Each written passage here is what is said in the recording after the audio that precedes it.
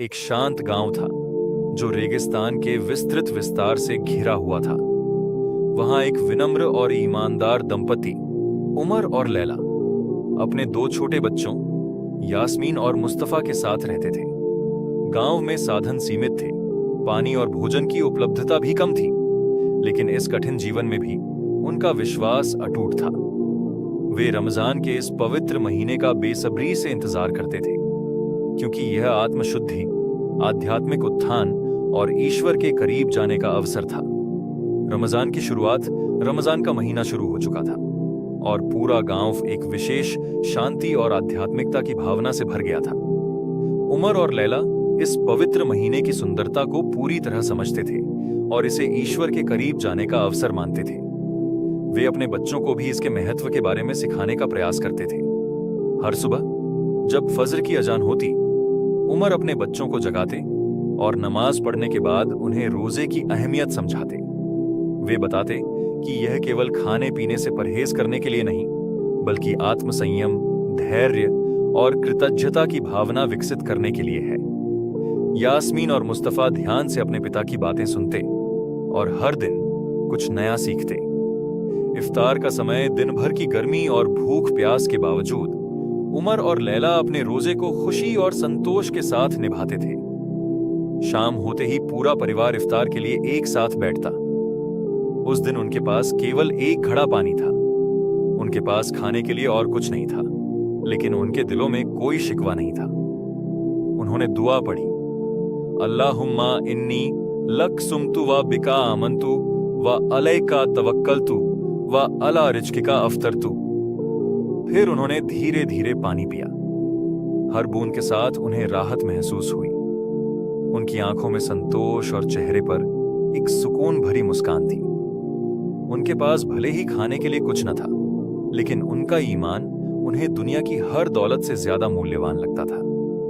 त्याग और परोपकार की सीख इफ्तार के बाद लैला ने अपने बच्चों को समझाया कि रोजा सिर्फ भूखे रहने के लिए नहीं होता, बल्कि आत्मचिंतन, दया और दूसरों की मदद करने का अवसर होता है। उसने बताया कि सच्चा रोजेदार वही होता है जो अपने दिल को शुद्ध करे, दूसरों के प्रति दयालु हो और जरूरतमंदों की मदद करे। यास्मीन और मुस्तफा अपनी मां की बातें ध्यान से सुन रहे थे। लैला ने अपने बेटे से कहा, मुस्तफा, हमें जो मिला है वह अल्लाह की नेमत है। हमें इसे दूसरों के साथ भी साझा करना चाहिए। उमर ने यास्मीन को एक छोटा सा बर्तन दिया और कहा, इसमें थोड़ा सा पानी है, इसे जाकर हमारे पड़ोसी दादाजी को दे आओ। वे बूढ़े हैं और अकेले रहते हैं। यास्मीन ने खुशी खुशी पानी लिया और पड़ोसी के घर की ओर दौड़ पड़ी। जब उसने दरवाजा खटखटाया तो एक वृद्ध व्यक्ति ने दरवाजा खोला। यास्मीन ने मुस्कुराते हुए कहा, दादाजी, यह हमारे घर से आपके लिए पानी लाई हूं। बूढ़े व्यक्ति की आंखों में आंसू आ गए। उन्होंने दुआ दी, बेटी, अल्लाह तुम्हारे परिवार को हमेशा खुश रखे। यास्मीन का दिल गर्व और खुशी से भर गया। उसने महसूस किया कि देने का आनंद पाने से कहीं अधिक होता है। सच्ची समृद्धि ईमान में है। उमर और लैला ने अपने बच्चों को सिखाया कि असली समृद्धि धन दौलत में नहीं, बल्कि दिल के सुकून और ईमान की पक्की नींव में होती है। उनकी झोपड़ी छोटी थी, लेकिन उनके दिल विशाल थे। उनके पास भले ही ज्यादा साधन न थे, लेकिन वे संतोष और कृतज्ञता में समृद्ध थे। जब रात हुई तो पूरा परिवार एक साथ बैठा और अल्लाह का शुक्र अदा किया।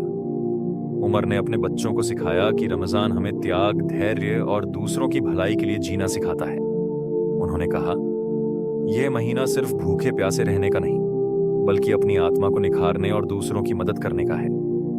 बच्चों ने सिर हिलाकर हामी भरी। उन्होंने महसूस किया कि सच्ची खुशी भोजन या धन में नहीं, बल्कि दूसरों के चेहरे पर मुस्कान लाने में है।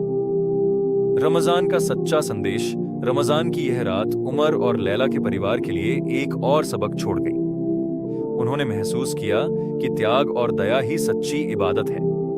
उनकी झोपड़ी से बच्चों की हंसी की आवाज आ रही थी और यही उनके लिए सबसे बड़ी नेमत थी। इस कहानी से हमें यह शिक्षा मिलती है कि असली दौलत भौतिक संसाधनों में नहीं, बल्कि ईमान, कृतज्ञता और परोपकार में होती है। रमजान हमें संयम, दया और आध्यात्मिक समृद्धि का महत्व सिखाता है। जब हम अपने दिलों को शुद्ध करते हैं, दूसरों की भलाई के लिए सोचते हैं और अल्लाह के प्रति कृतज्ञ रहते हैं, तभी हमें रमजान की असली नेमतों का